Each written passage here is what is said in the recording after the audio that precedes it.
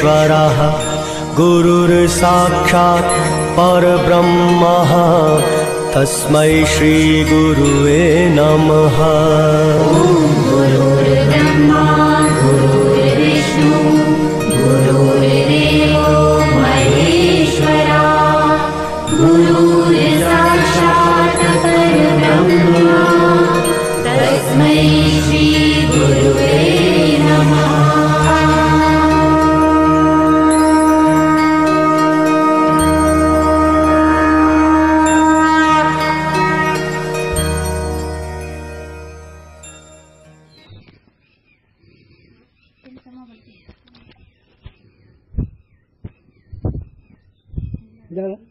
कुंडली कोरदेर विठ्ठल श्री ज्ञानदेव तुकाराम सच्चिदानंद स्वामी महाराज की जय। विनायकं गुरुनोमी साखरे श्री श्यामचरण सानिध्या जीवा मुक्ता भवन्ति साखरे सुखात्मं ज्ञानदान परायण विनायकं गुरुवंदे भववंदे मुक्ते ज्ञान प्रताप वचनामृत अद्वैत भावपटस्तम बुद्धिरहस्य ज्ञानेश भगवान अवतीर्ण श्री रंगनाथ गुराज नमस्ते तुभ्यं। त्याला सांगतो ना विषय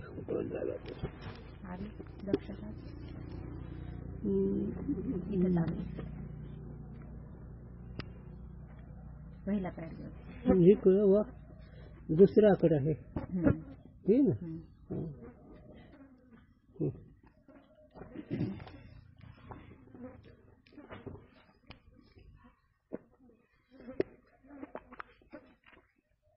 और जन्म से आदि लेके जो संसार है सो जो कदाचित होवे तो वाकी निवृत्ति विषय इच्छा बने।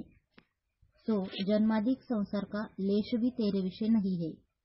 याते अनहुए दुःख की निवृत्ति विषय भी इच्छा भ्रांती विना बने नहीं। उत्कृष्ट भूमिकेचा विषय आता विषयाच्या संबंधाने विषय बोलावा लागतो।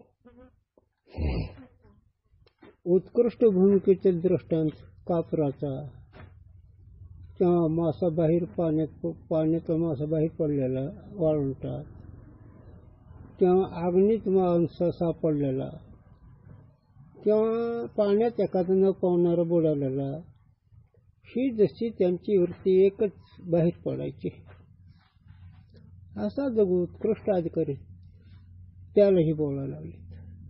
चला आता मी विषयाकडे तो आता तू जन्म से आदि लेके जो संसार है सो जो कदाचित होवे तो वाकी निवृत्ति विषय इच्छा बने। अरे बाबा जन्माधिक संसार हे जर असता तर त्याच्या निवृत्तीची इच्छा होणं शक्य आहे, पण जन्माधिक संसार नाहीच आणि त्याच्या निवृत्तीची इच्छा म्हणजे भ्रांती। नसलेल्या वस्तूची निवृत्ती करणं इच्छा म्हणजे भ्रांती। त्याच्यावर ज्ञानवाराचे दृष्टांत 13व्या अध्यायामध्ये दुसऱ्या तिसऱ्या कोणत्या चौथ्या काही अध्यायामध्ये आहेत, बऱ्याच ठिकाणी अध्याय ओळी आहेत। पोपटाचा आहे आणखी बरेच आहे, वेळ नको काढायला। सो जन्माधिक संसार का लेश भी तेरे विषय नहीं। म्हणून बाबा जन्म मरणाधिकाचा लेश म्हणजे इतका छुट्टा सुद्धा तुझ्या ठिकाणी नाही। त्याला एक दृष्टांत कोण येतो गुरुजी सांगायचे ते तळ हातातल्या केसाला जागा कुठे तसं संसार नाहीच। हो विषयाच्या संबंधी आपल्याला चिंतन करायचंय। आपली भूमिका बाजूला ठेवा। या भूमिकेत असं आनंदाची गोष्ट आहे, पण हे भूमिका शेवटची काय साधूनची ही तर निदान गणित सोडून घ्या।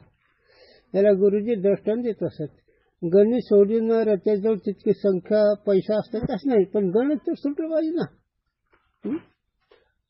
पैसा खिचत नसेल पण गणित सुटल्याशिवाय तसं हा याच्या पुढे भूमिकाच नाही परमार्थाची। त्याला 2-4 दृष्टांत दिले मी। माशाचा वाळवंटातला, कापराचा, जलच्या घरात माणूस सापडलेला किंवा बुडालेला माणूस न पावणारा, त्याला जसं दुसरं काही आठवत नाही तसं या साधकाची इच्छा की आपल्या स्वरूपाची प्राप्ती आपल्याला व्हायला पाहिजे, दुःखाची निवृत्ती व्हायला पाहिजे, ही उत्कृष्ट असल्यामुळे हे म्हणते अरे बाबा जन्मवर्णाधिक हे संसार तुझ्या ठिकाणी लेश मात्र टिळा इतका सुद्धा नाही आणि त्याच्या निवृत्तीची इच्छा होती म्हणजे भ्रांती. याते अनहुये दुःख की निवृत्ती विषय भी इच्छा भ्रांती बिना बने नहीं. म्हणून नसलेल्या दुःखाची निवृत्तीची इच्छा म्हणजे भ्रांतीशिवाय होतच नाही. और हे शिष्य, जन्म और नाश करी के रहित जो चैतन्य रूप ब्रह्म है सो तू है. म्हणून हे बाबा, जन्म मरण रहित सच्चिदानंद रूप तू आहे झालं. म्हणून सत्पदते ब्रह्म, चितपदते माया, अनंतपदी जया म्हणते हरी. नाताने वर्णन केलं मूळ स्वरूपाचं. तो सत्पद आहे. सत्पद म्हणजे तिन्ही काळामध्ये ज्याची व्याप्ती आहे, तिन्ही काळामध्ये ज्याचा संबंध आहे, तिन्ही काळाला ज्याच्या संबंधाने जगतात त्याला सत म्हणावं. आणि या सताचा अनुभव तिन्ही अवस्थेमध्ये विचाराने येत असतो. नुसते शब्द तिन्ही अवस्थेला आधार, तिन्ही अवस्थेला अस्तित्व तुझं आहे, तिन्ही संबंधाने आहे, वास्तविक नाही. म्हणून तिन्ही काळामध्ये तिन्ही अवस्थेमध्ये ज्याची व्याप्ती त्याला सत म्हणावं. आणि या तिन्ही काळामध्ये जे सत्यच चिद आहे की जे हे तिन्ही अवस्था येतात जातात, आणि या तिन्ही अवस्थेला मी ओळखतो ह्याला चिद म्हणावं. आणि हे दोन्ही कळल्यानंतर, वृत्ती स्थिर झाल्यानंतर ते चिद तेच आनंद आहे, त्या आनंदाचा अनुभव येतो.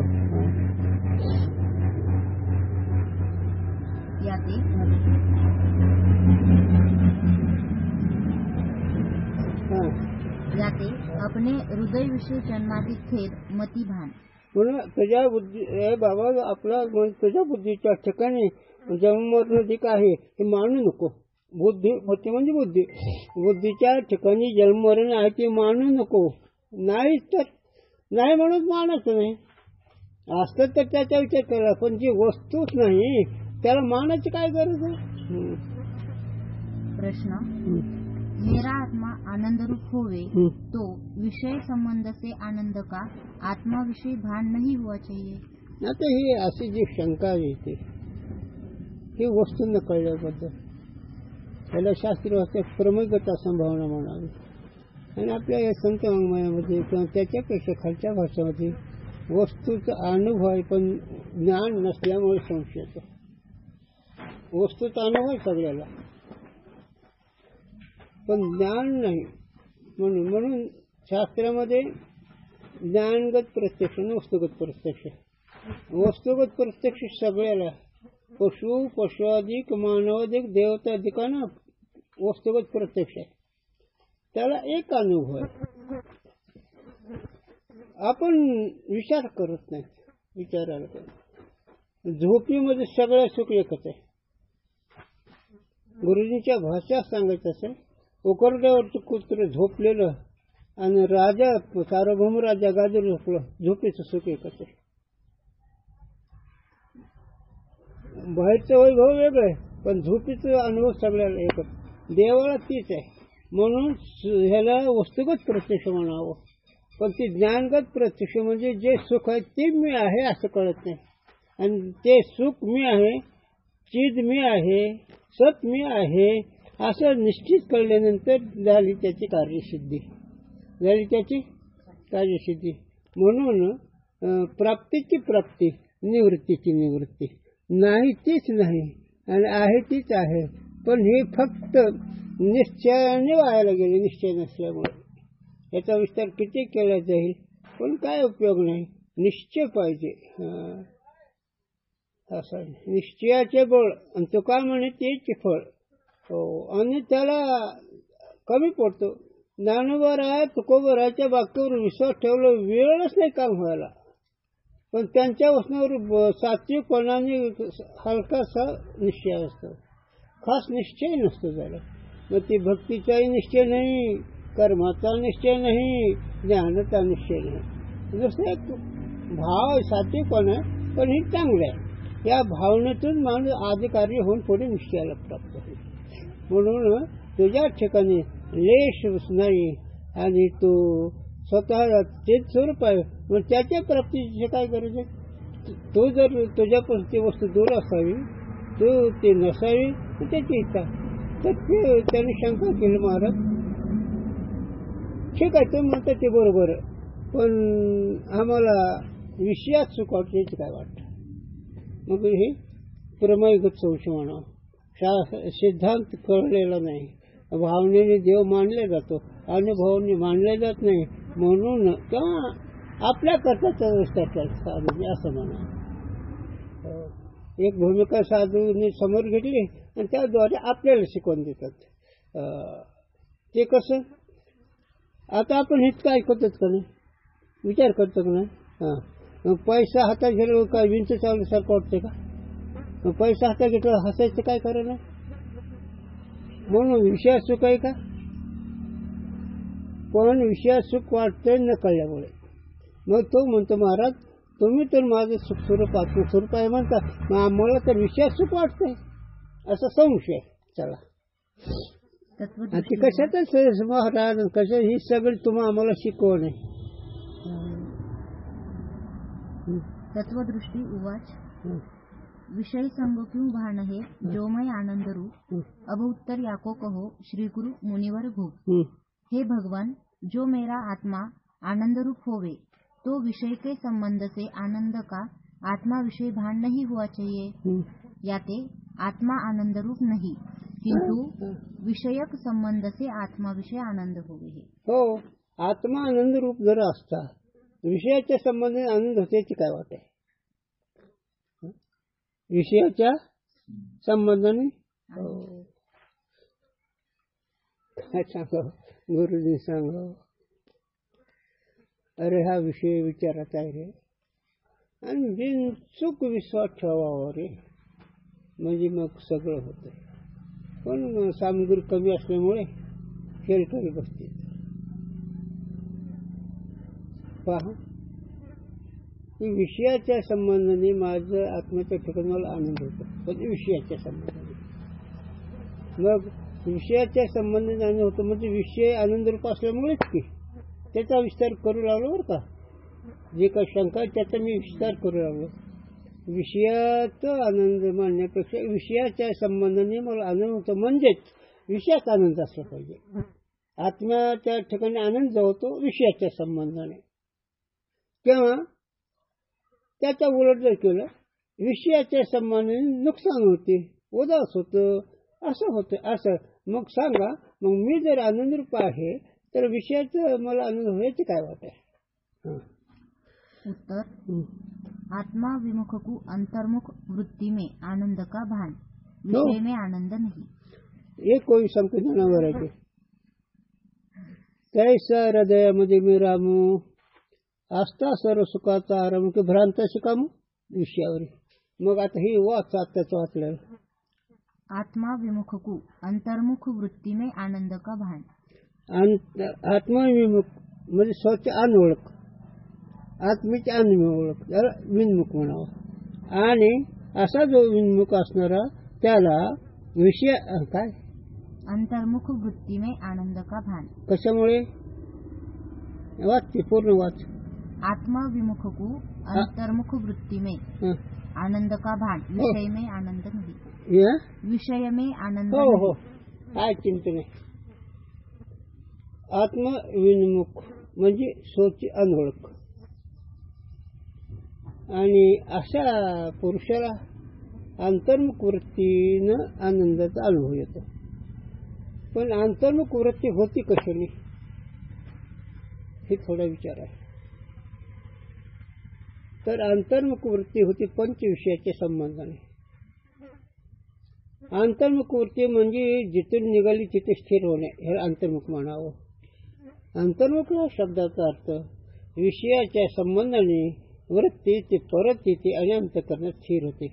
पण इतका वेग इतका आहे, ते वेग जर कळलं तर तुम्ही मुक्त तर तितका वेग फार मोठा. त्याला एक करण नाथांच्या माऊलीच्या ओवे आहे, पण ते विषयाच्या संबंधाने अंतःकरणामध्ये वृत्ती स्थिर होते.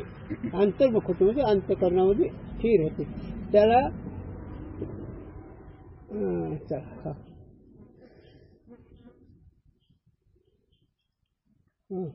श्री गुरु वाच आत्म विमुख बुद्धि जन जोई, इच्छा ताही विषय की होई. तासु चंचल बुद्धि बखाणे, सुख आभास होई तह हानी.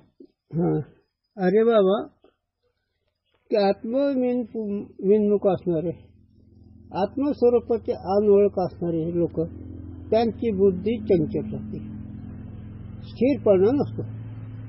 आणि त्याची स्थिरपणा नसल्यामुळे, त्याच्यात विक्षेप असल्यामुळे त्याला आत्म्याच्या सुखाचं भान होत नाही, म्हणजे कळत नाही. जब अभिलषित पदार्थ पावे तब मती क्षण विक्षेप नसावे. तामे हे आनंद प्रतिबिंबा पुनी क्षण में बहु चाह विडंबा. म्हणून अनुकूल विषयाच्या प्राप्तीमध्ये अंतःकरण सात्विक असल्यामुळे त्यात आनंदाचा भास होतो अनुकूल विषयाच्या संबंधाने, आणि प्रतिकूल विषयाच्या संबंधाने क्रोध निर्माण होतो. पण हे दोन्ही विषयाच्या संबंधाने अंतःकरणात वरती परत होऊन हे विकार निर्माण होतात. अनुकूल विषयाच्या संबंधाने वृत्ती काय होते? सुखाचा भास होतो. आणि प्रतिकूल विषयाच्या संबंधाने काय होते? वृत्ती अंतःकरणात स्थिर झाल्यावर दुःख होतं, क्रोध होतं. आता हा विषय विचाराचा आहे. वृत्तीचा संबंध झाल्यानंतर अंतःकरणामध्ये आनंदाची लाट उठते अनुकूल झाल्यानंतर. विषय प्रतिकूल झाल्यानंतर ते वृत्ती अंतःकरणात येऊन दुःखाकार होते. सुख आणि दुःखाचा अनुभव कुठे येतो? तुम्हाला सोडून येतो का? बरं, तुम्हाला सुख दुःखाचा अनुभव येतो, ती कुठे येतो? अंतःकरणात. बरं, ठीक आहे. आता हे सुख दुःखाचं विकाराचं कारण काय? विषयाच्या संबंधाने वृत्ती अंतःकरणात स्थिर होतो. अनुकूल विषयाच्या संबंधाने अंतःकरणात वृत्ती झाली म्हणून काय होतं? सुख होतं, सुखाचा भास आहे. आणि प्रतिकूल विषयाच्या संबंधाने काय होतं? अंतःकरणाला विकार होतो, आहे ना? असं ते. आता याच्यावर किती विस्तार केला तर काय उपयोग? लक्षात ठेवावे. आता त्या दिवशी सर्प आल्यानंतर तुम्हाला किती वाटलं? मग अंतःकरणात वाटलं का, डोळ्याला वाटलं का, कानाला वाटलं का, हाताला वाटलं? अंतःकरणात धडधड झालं का? तर प्रतिकूल विषय आहे म्हणून, आहे ना? आणि तिथं जे काही 100 रुपयाची नोट गवसली असते तर अंतःकरणात आनंद झाला असता. म्हणून अनुकूल प्रतिकूल विषयापासून जे सुख दुःख होतं ते अंतःकरणामध्ये सावस अंतःकरण वरती त्या विषयाचे संबंध होऊन स्थिर होते. त्याला अंतर्मुख म्हणावं. अंतर्मुख इंद्रियाच्या प्राणाच्या पलीकडे स्थिर होणे. ही विचाराचा विषय, ही कृतीचा विषय नाही, ही गणिताचा विषय आहे. ही फार मोठा विषय. आणि हे जर कळलं तरच परमार्थाचं वर्म कळतं. आणि हे कळून बी निश्चय झाला तर होतं. कळणं इतकं जरी असलं, निश्चय झाला पाहिजे. चला. विडंबा विडंबा कहिए आनंद के प्रतिबिंब को ठगने वाली. आनंद को प्रतिबिंब को, आनंद के प्रतिबिंब को ठगने वाली. हो. आत्मस्वरूप आनंद के प्रतिबिंब को अनुभव करके पुरुष को विषय में आनंद की भ्रांति कही है. सो शुष्क हड्डी को चाबी के अपने मसोड़े के रुधिर के आस्वादन करी श्वान को हड्डी में रुधिर की भ्रांति होवे है, ताकि नहीं. दृष्टांत दिला. विडंबा कुत्र आहे आणि ती कुत्र्याने 3 वर्षाचं हाड सगळ्याला सुरुवात केलं. ती 3 वर्षाच्या हाडाच्या ते त्याच्या दसोड्या निघाल्या आणि ते त्याच्या दावडे घुसल्या आणि त्याच्यात ते रक्त निघालं त्याच्या दावडीचं घुसून. आणि त्याला वाटलं हाडकाचाच विषय, मग त्या हाडकाचाच आनंद आहे असं वाटायला लागलं. तसं वृत्ती अंतःकरणाची विषयापर्यंत जाऊन विषयाच्या संबंधाने परत फिरून त्याला विषयाचा आनंद होतो. त्या कुत्र्याला जसं स्वतःच्याच रक्ताचा आनंद व्हायला लागला, त्याच्या हाडामध्ये रक्त नाही, तसा विषयामध्ये आनंद नाही. परंतु अंतःकरणाची वृत्ती विषयापर्यंत जाऊन न कळल्यामुळे विडंबन म्हणजे काय? आता विडंबन म्हणलं म्हणजे फार नाटक आहे, सोंग आहे आणि न कळण्याचा व्यवहार आहे. न कळण्याच्या व्यवहारामध्ये ते गुरुनी सांगावं. न कळण्याच्या व्यवहारामध्ये नाही दृष्टांत तो गुरुजींनी सांगितलेला नाही, पण ते त्याच संबंधी. दारू पिणारा माणूस स्त्री म्हणून ठेवणं म्हणतो नाही, विडंबन नाही का नाही? तसं एक प्रपंच विडंबन आहे. हो, जरा लक्ष जर ठेवलं तर काय आहे विडंबन आहे. आणि ते विडंबन त्याला दृष्टांत दिला कुत्र्याच्या दाबाडाच रक्त ते हाड चाबलं, त्याची ते जसवडी लागते, त्यात रक्त ह्याच्या हाडावर पडतं आणि त्याला ते हाडाचं. तसं हे तुम्हाला विषयात आनंद होतो न कळल्यामुळे. कुत्र्याच्या दाबाडाचं रक्त कसं पडलं हाडावर, त्याला काय वाटतंय?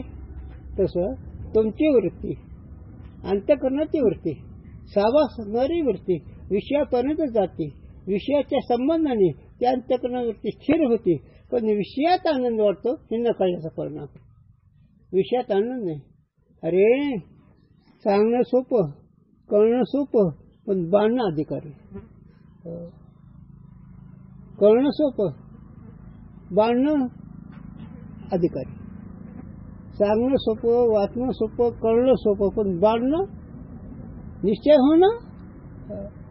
अरे मागं ते ऋषिका नेणं ते होते, ते या जनाशे दुरावले.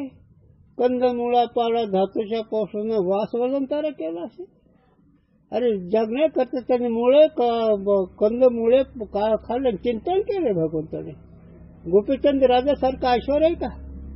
जनकासारखा ऐश्वर्य आहे का? याज्ञवल्क्यासारखा ऐश्वर्य का? जाऊ द्या, ते सोडून द्या. तुम्हाला माहित नाही, आमचे चैतन्य स्वामी 16 जिल्ह्याचा प्रांत आहे. किती? हो, 16 जिल्ह्याचा मालक. त्यांच्याकडे चिंतन झाले. 4 मुलं, एक अधिकारी, कोणी सिव्हिल सर्जन, तर कोणी कोर्ट, तर कोणी असे आपापल्या पदावर. नाही झालं. आणि जे पूर्वीचे असते त्यांचं नाव दाजी साहेब, नंतर चैतन्य स्वामी म्हणायचं. तर जेवण उठले तर एक जण हात पुसायला, एक जण पाण्याचा वेळा घेऊन उभा राहा. आणि जमीचे सगळं राशन नाही सांगत मला. वर्तमान काळातला गोपीचंद मिरचे स्वामी, चैतन्य स्वामी, असं 16 जिल्ह्याचा कारभार पडला का बुद्धी असेल. पण एका क्षणात तुळशी पत्र ठेवलं आणि गुरुच्या चैतन्य स्वरूप आनंद भोगला. मग विषयात आनंद आहे का? न कळल्याचे परिणाम आहे का? विषयात आनंद आहे, न कळण्याचे परिणाम आहे. कुत्र्याला हाडकात रक्त वाटत नाही, कळलं का न कळल्यामुळे. मग तीच बोंब आहे जीवाची तीच बोंब आहे. मग हे विडंबन आहे. विडंबन म्हणजे एक नाटक, एक शंकरवाद द्रष्ट असतं का. एक मी सांगत असतो पण असं उगारलं असतं. बाया इकडून नकल रडायला सोबत करतात, पण ताक मागले तर नाही म्हणतात. आमच्या गुरुजीने शंकरवाद द्रष्टांत द्यावं. इकडून नकल रडायला ना, ते रडतच बसतात. पण ताक मागलं, ताक असं डेरेत, पण नाही, त्याला विडंबन म्हणा. तसं त्याचा सिद्धांत असा आहे की आपण विषयाच्या संबंधाने सुख किंवा दुःख म्हणतो, हे अज्ञान आहे. ताते हे थिरताकी हानी, सो आनंद प्रतिबिंब नसाने. विषय संग इम आनंद होई, बिन सतगुरु यह लखे न कोई. आता हे टीका. हे शिष्य, आत्मा से विमुख है बुद्धि, जाकी ऐसा जो पुरुष ताकू विषय की इच्छा होवे हे.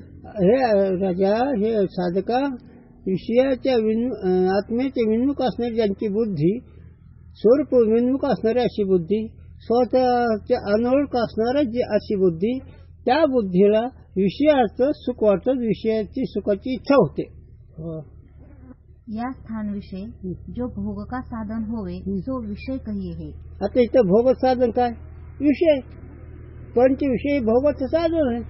आणि त्या पंचविषयामध्ये सुख नसून न कळल्यामुळे त्याच्यात सुख आहे वाटतं. ही कुत्र्या प्रमाणे त्याला दत्त महात्म्यामध्ये आलर्क नाव दिलं.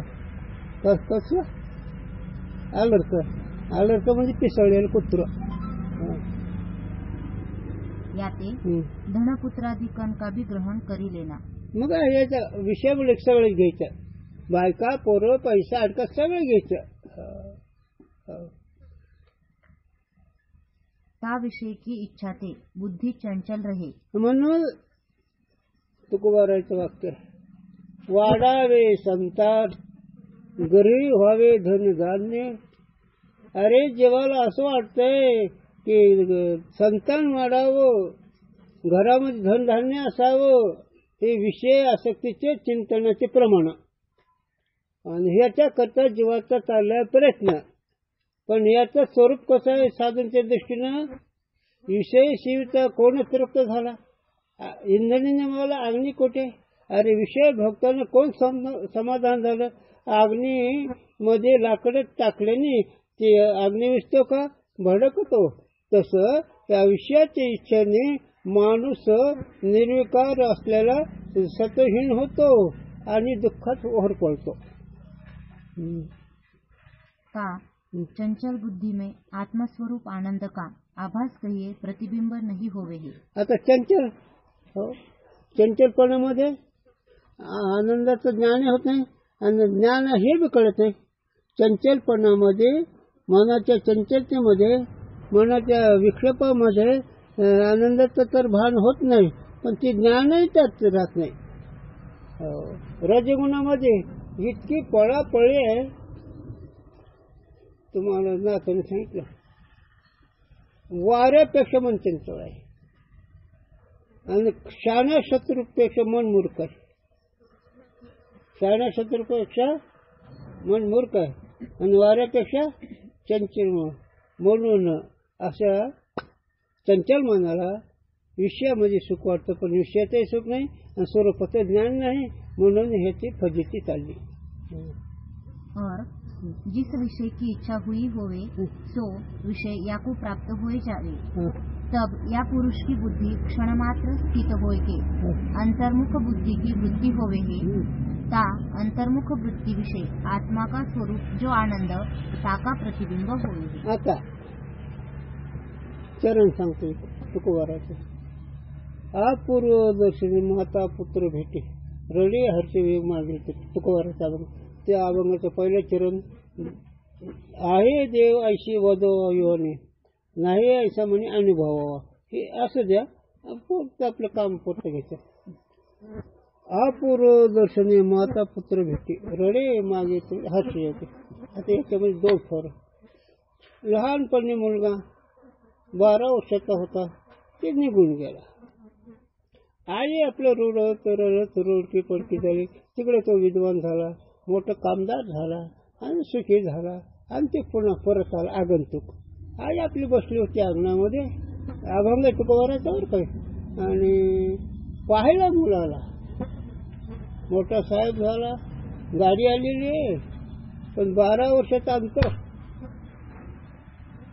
मुलाचा 12 वर्षाचा अंतर. पाहिल्याबरोबर हिनं मिठी मारली, पण त्याच्यात 2 फायदे झाले. वियोगामुळे शोक निर्माण झाला आणि प्राप्तीमुळे आनंद झाला. रडे हर्षे वियोग मावेल तुटे, हर्ष आनंद. वियोग रडे मागचा कालचा अनुभव, वियोगाचा 12 वर्ष गेलं पोरग, 12 वर्ष गेलं पोरग. आणि दोन्ही हे का, की विषयाच्या संबंधाने आनंद आहे का नाही, तर विषयाच्या संबंधी आनंद नाही, वृत्ती स्वरूपाच्या संबंधी होऊनच आनंदकार होती. अनुकूल विषयाच्या संबंधाने अंतःकरणाची वृत्ती स्थिर होऊन आनंद होते आणि प्रतिकूल विषयाच्या संबंधाने अंतःकरण वृत्ती अंतःकरणात स्थिर होऊनच ते दुःख भोगते. म्हणून बाबा हे दोन्ही विषयाच्या संबंधाने आनंद आहे. आनंद ही वृत्तीच्या स्वरूपाशी संबंध झाल्यावर आणि स्वरूपाशी संबंध झाल्यानंतर वृत्तीला स्थिर करण्याचं साधन मात्र विषय आहे. आणि विषयामध्ये अशी शक्तीच नाही की एक 100 तर ती वृत्ती स्थिर व्हावी म्हणून. एका साधूच्या बोधामध्येच वृत्ती अंतःकरणात स्थिर होऊ शकते, नाहीतर विषयाच्या संबंधाने अंतःकरणामध्ये वृत्ती स्थिर होत नाही. डोळ्याचा पातक वृत्ती स्थिर होते आणि तेवढेच स्थिरते म्हणजे अनुकूल विषयाच्या संबंधी सुख भोगते, नाही तर प्रतिकूल विषयाच्या संबंधी दुःख भोगते. पण अंतःकरणामध्ये पण ही दोन्ही स्वरूप विमुख, हे दोन्ही अवस्था कोणाला, हो पण कोणाला, कोणाला कोणाला? स्वरूप पुरुषाला. स्वतः नाही रे तसं, हे नाही तसं. स्वतःला विसरल्यावर ही बोंब आहे. म्हणून तुम्हाला नेहमी नंबर 2चा अभ्यास सांगतो, पण तुमच्या लक्षात बस, त्याला विलाज नाही. हे ते संत म्हणे काय पटवून देणं काम असतं. तर जो ज्या वस्तूला आणतो त्या वस्तूवर वेगळे असं निश्चय करा. तुमचा परमार्थ साधूच्या घराचा चावी घरात हातात आल्यासारखे होईल. पण ते विषय मन अनाधिकारी असल्यामुळे ते जमाना झाला. आणि इथे काही चमत्कार नाही, इथे काही रिद्धी नाही, संतांच्या घरात असं काही नाही. नेहमीच काही टोना नाम स्मरण वाचणे म्हणून संत मालिकेमध्ये बिनचूक बोलणं राहिलं त्याचा अधिकार असेल, कळे नसेल तर ह्यांचं काही गेलं नाही. यांचं काय गेलं? काय अपेक्षा आहे तुमच्याकडून? तुमचं कल्याण होत असेल विचाराने, साधूंच्या वाक्यावर विश्वास ठेवून विचाराने विचार करा, काय होईल. आता पण सांगू का, आता पण तुम्ही जे काही विषय भोगले सांगा, किती टक्के त्या समाधान, किती नुकसान झालं सांगा. आता पण तुम्ही जे काही विषय भोगले कशा प्रकारे नाही समजते नाही सांगा, काय काय राहील त्याच्यात. बरं सोडून दुसरी नुकसान किती झाली सांगू तुम्हाला. शरीरात रक्त बिनचूक राहिलं का? बुद्धी नीट राहिली का? मेंदू नीट राहिला का? इंद्रिय तसं तो राहिलं का? दुःख सहन करण्याची योग्यता राहिली का? जीवाकडून सुख मिळतंय का? का कळू नये हे अनधिकारी म्हणून कळत नाही. अधिकारी असलं कुठं जाईल.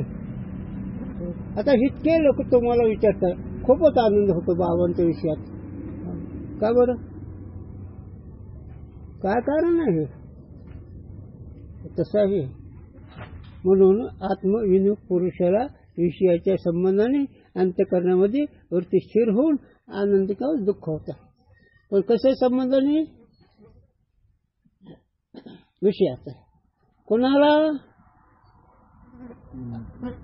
आत्मविमुख पुरुषाला. सगळं पद वापरायचं असते. कोणाला? आत्मविमुख पुरुषाला. आत्मविमुख पुरुषाला म्हणजे दुसऱ्या भाषेत सोच्या अनोळख असणाऱ्याला. चला आता ह्याच्यात खूप खूप मजा आहे, पण ते विपरीत समज होतो एखाद्या वेळेस अनधिकारी असल्यामुळे. 30 आत्मस्वरूप आनंद के प्रतिबिंब को अनुभव करिके पुरुष को भ्रांति होवे है, जो मेरे को विषय से आनंद का लाभ हुआ है, परंतु विषय में आनंद है नहीं. काय म्हणते?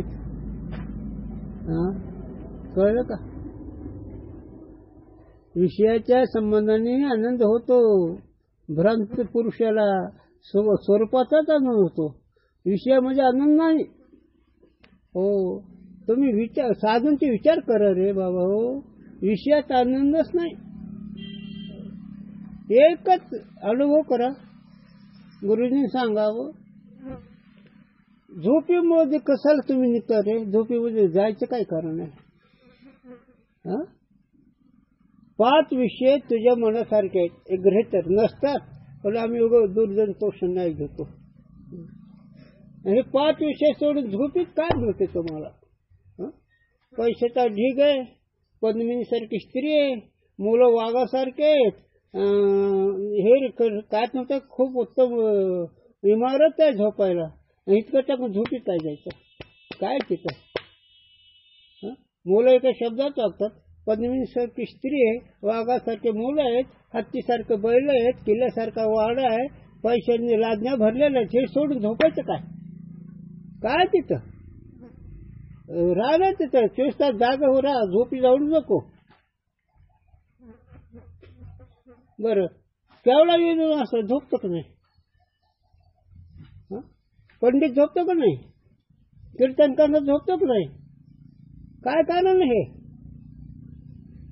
याचं नाव अनोळख आणि विषयाच्या संबंधाने नव्हतं स्वतःच, पण ते त्याला द्रष्टांत दिला विचारसागरामध्ये. आता पहिले लोक नाही, हे तर आता बी कळतं येईल गुरुजींचं. आपण हे पाणी भरतो, त्या पाईपचं पाणी वाटतं की नाही, पाणी कुठलं येते, मग मोडात कुठं पाहतो आपण, पाणी कुठे पण पाहतो कुठे, नळीचं पाणी. तशीच बोंब आहे. त्याचा जुला काढात राष्ट्रांतर बैल डुबीचे पाणी पितात. पाणी विहिरीतलं आहे का डुबीतलं आहे ना, तसं ही वृत्ती आनंद स्वरूप विहिरीसारखं पाणी, विहिरीच्या पाणसाचं. पण ते न कळण्यामुळे विषयाच्या संबंधाने अंतःकरणात ते आनंद होते, पण अंतःकरणात आनंद नाही, विषयात आनंद नाही. आनंद आहे स्वरूपाचा, पाणी आहे विहिरीतलं पण वाटतं डोबीतलं. तसं आहे आनंद तुझं स्वरूपच, पण वाटतं विषयाच्या संबंधी अंतःकरणात. म्हणून हे कोणाला आत्मविन पुरुषाला, ज्याला स्वतःची ओळख नाही त्याला. जो कदाचित विषय में आनंद होवे तो एक विषय से तृप्त जो पुरुष, ताकू जब दूसरे विषय की इच्छा होवे तब भी प्रथम विषय से आनंद हुआ चाहिए. आता विचाराचा विषयातच जर आनंद असता, मग आनंद प्राप्त झाल्यानंतर तरी इच्छा राहत नाही. एक लक्षात ठेवा, आनंद प्राप्त झाला त्याची इच्छा मावळली, वासना मावळली. मग एका विषयाच्या संबंध आनंद झाले, दुसऱ्या विषयाची इच्छा न झाली पाहिजे ना. दुसऱ्या विषयाची इच्छा म्हणजे काय आहे का नाही. 5 विषयापैकी एकाच विषयाचा संबंध क्षण मात्र, पण दुसरीकडे मन जाते. हो आहे का नाही. शब्द हा विषय ऐकू लागला, शब्द हा विषय ऐकता आहे का नाही, फोटोकडे जाते. मग आता शब्दाचा नाही, मग फोटो कशाला पाहतोस. तसं इकडे सुद्धा घ्या ना. नको सांगायचं तुमची फजिती होती, तुम्हाला कळणार नाही. चला काय नाही, समज चुकीचं होतं अनधिकारी असल्यामुळे. अरे सुंदरचे झाड उभे उठेवरी, करकटावरी ठेवून या, तुळशीहार गळा काशी पितंबर, आवडे निरंतर हेच ध्यान सांगा येतात मला.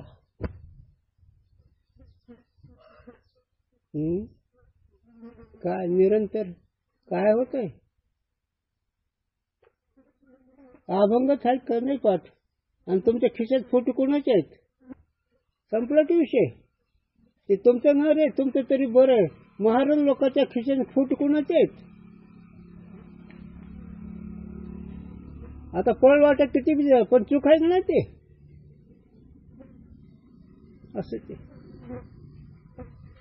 कोणची गोष्ट अशीच आहे. नको झाला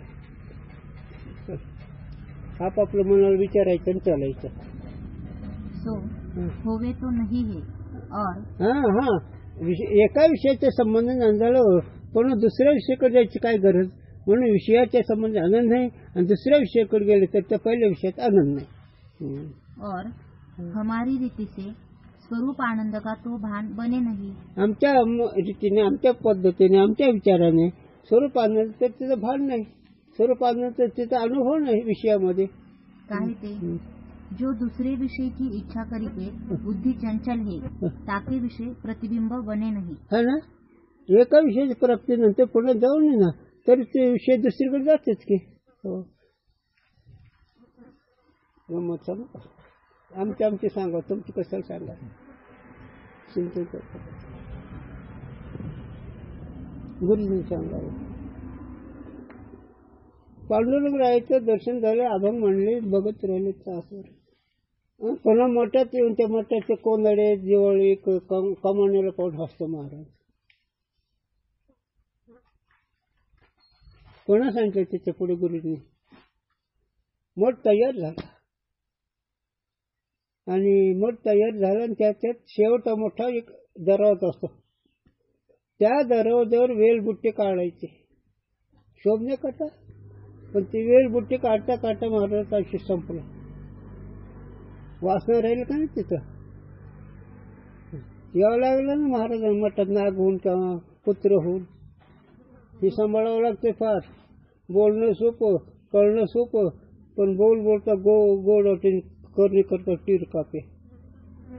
बोलायला सोपं आहे, ऐकायला सोपं आहे, पण मनाला आवरायला बघावं लागते काय होतंय ते. कळणं सोपं आहे, पण मनाला आवडत. विषयातून मन काढताना ओहम उच्च काढता भनंग दौडता. एखादं वय बघ, वराच्या वयाची मी बोलतो. एक गाय, गायच्या वासराचा जर वाघने भोसका काढला तर गायला काही समाधान वाटतं. तसं या साधकाला विषयातून मन काढताना ती अवस्था होती. एका विषयातून एखाद्या कवळं वासराचं वाघाने पंजाने त्याचा घात केला, गायला बरं वाटतं. तसं त्या साधकाला विषयातून मन काढताना ती अवस्था होती. त्याला आमच्या गुरुच्या वासारखं आईचं दूध आठवतं म्हणायचं. गुरुजींनी सांगो आई विषाद काय म्हणले त्याला. आईचं दूध आठवतं, मनातून विषय काढा आणि विषयातून मन काढा. हे जगन्नाथ पवाराला कळलंच नाही, बोंबवलं नाही. वेदांत वास्तू पदवी कजूरला नारायण डॉक्टरच्या गावाला कीर्तन झालं आणि तिथं आम्ही होतो. विषयातून चित्त काढायचं, चित्तातून विषय काढायचं. मार गडबडले. चला हा वेदांत वास्तू होती.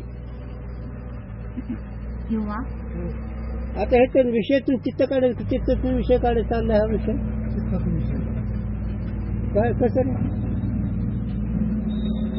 चित्तातून विषयातून चित्त काढायचं. कारण विषय सुख नाही सांगायला लागलेत ना. चित्तातून विषय नाही काढायचा. सुख दुःख होतं ते चित्तकडे गेलं, पण विषयाच्या संबंध सुख दुःख होतं म्हणून ते विषय काढायचं म्हणून. विषयातून चित्त काढायचं नाही, चित्तातून विषय काढायचा. आणि चित्तातून विषय काढायचे खूण स्वप्नामध्ये याची परीक्षा. विषयातून चित्त निघाल्याची स्वप्नात परीक्षा आणि चित्तातून विषय निघाले स्वप्नात परीक्षा. दोन्ही परीक्षा तिथंच आहे. ज्याचं चित्त विषयातून निघालं त्याच्या स्वप्नात विषय येतच नाही, विषय स्वप्नात पडत नाही. तुमचं नाही, साधकाचा विचार आहे. आणि ज्याच्या चित्तातून विषय निघाले तो द्रष्टा झाला. तो पाहिल कोणाला? चित्तात विषय नसतो, चित्ताचा प्रकाश नाही. चित्तातून विषय निघाल्यावर द्रष्टा झाला आणि चित्त विषयातून चित्त निघालं साधक झाला. गंमत का म्हणजे विषयाशी तिळांजळी देऊनी प्रवृत्तीवर निगडवणी माती समजे हृदय भक्ताचे. हे अर्जुना या विषयाला तिळांजळी दिली. तिळांजळी दिलं म्हणजे मेलेल्या माणसाला जसे तिळांजळी देतं त्या जगाला तिळांजळी दिली साधकाने. विषयावर निश्चयाचा दगड व्हायला आणि मग माती समजे हृदय भोगत. मग माझी ध्यान धारणा करून माझं सुख भोगतात. काय तर बोलतो कर मी, हा विषय संबंध बोलतो ना. हा कारण मला नेहमी माझ्या गुरुची आठवण होतं, परमार्थ चुकीच्या बैठक बसलेले नुकसान आहे. प्रपंचात चुकीची बैठकच आहे, त्याचं आम्हाला कौतुकच नाही. प्रपंचामध्ये चुकीची बैठक आहे, त्याचं काही घेणं नाही देणं नाही. पण हिथं बिन चुकवलं पाहिजे. चला. किंवा जो विषय में ही आनंद होवे तो जा पुरुष का प्रिय पुत्र अथवा और कोई अत्यंत प्यारा जो अकस्मात बहुत काल पीछे मिली जावे तब वाकू देखते ही प्रथम जो आनंद होवे सो आनंद फेरी सदा नहीं होता. मला तुझ्या संख्येला खूप दिवसांनी मुलगा आला, नोकरी करून आनंद झाला.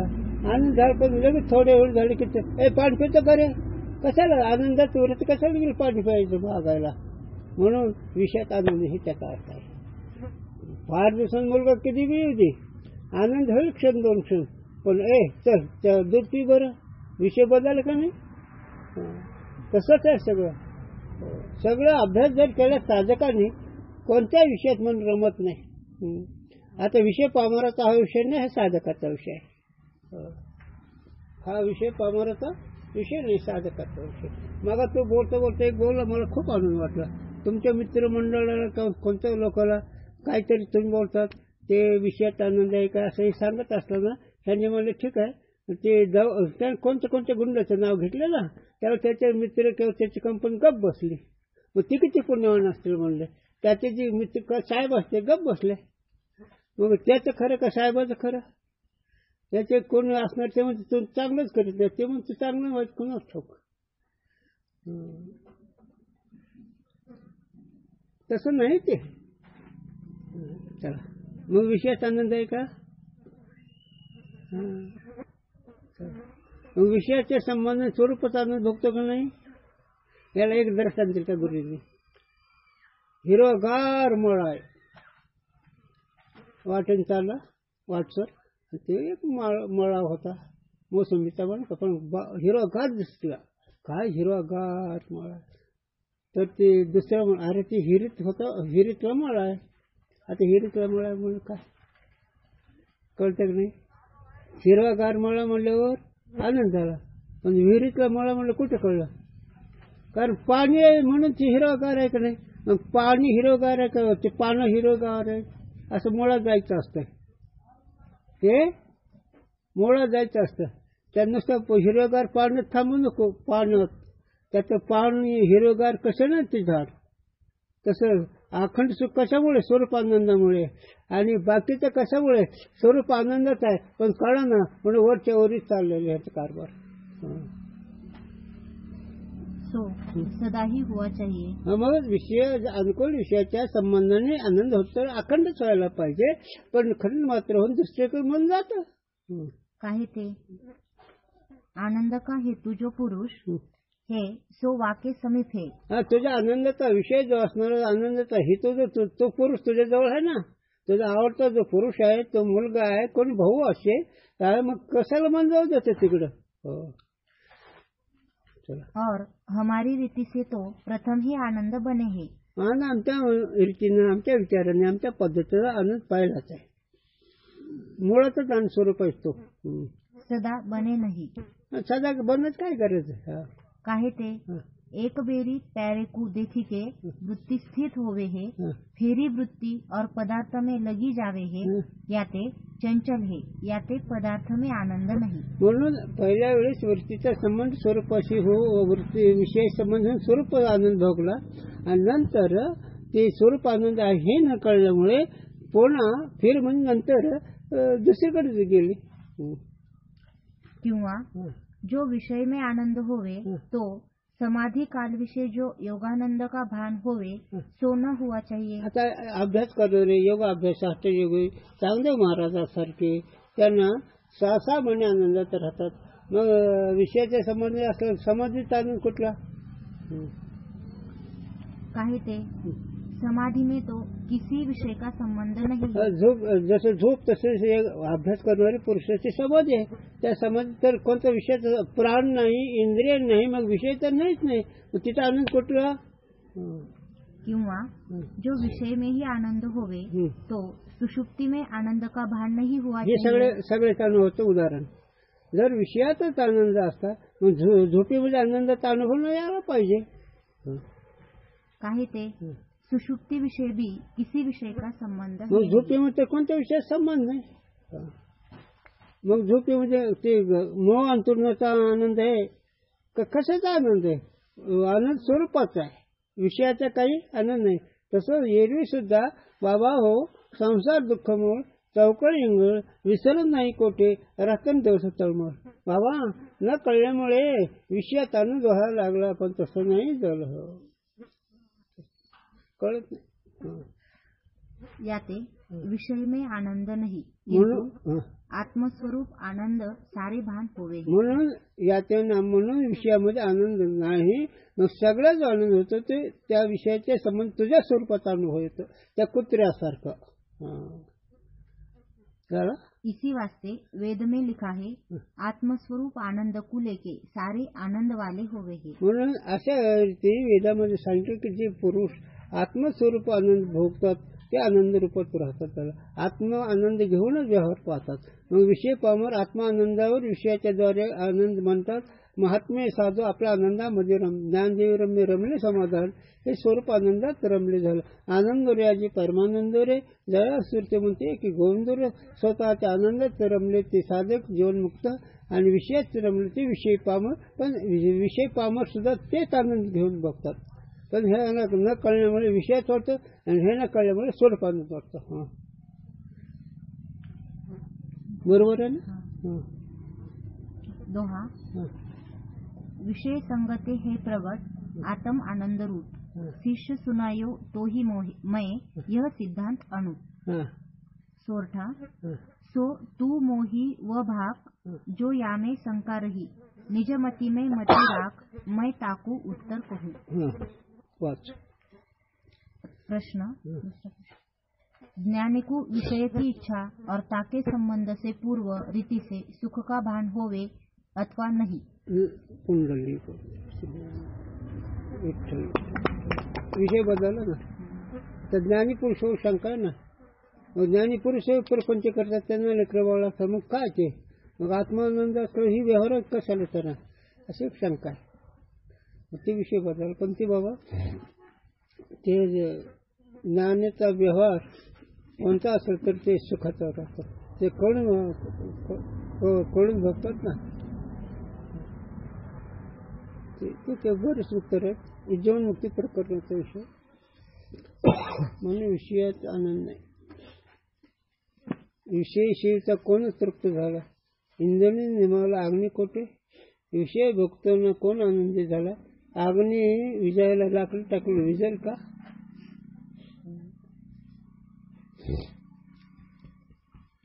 संपलं. बरं झालं, लक्षात ठेवा चिंतन. एवढे चिंतन लक्षात ठेवले माणूस साध राहतो.